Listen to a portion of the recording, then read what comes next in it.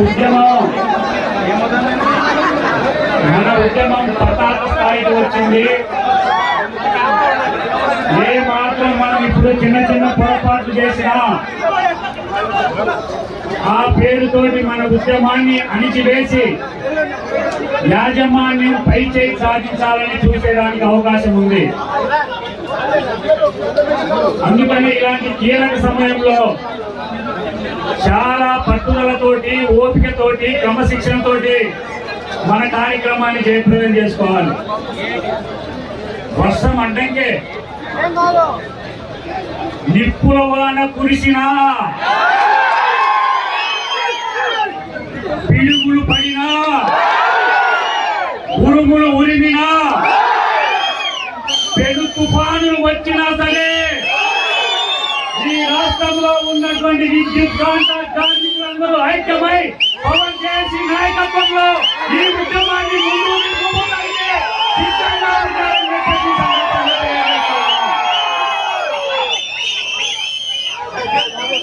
ఈ రోజు అధికారులు పెట్టినటువంటి ఆడియోలు విన్నాం.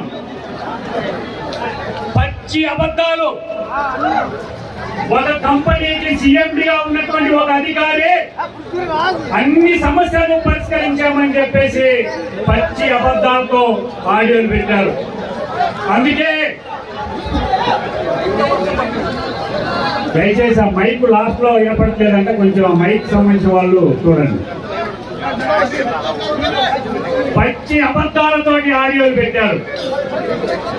అందుకనే అట్లాంటి అత్యుత్తమ అబద్ధాల కోరు సీఎండీ గారికి ఈ సందర్భంగా అబద్ధాల ఆస్కార్ అవార్డు ఇస్తా ఉన్నాను. మీకు అవార్డులు, అబద్ధాలలో అవార్డులు, మోసంలో అవార్డులు,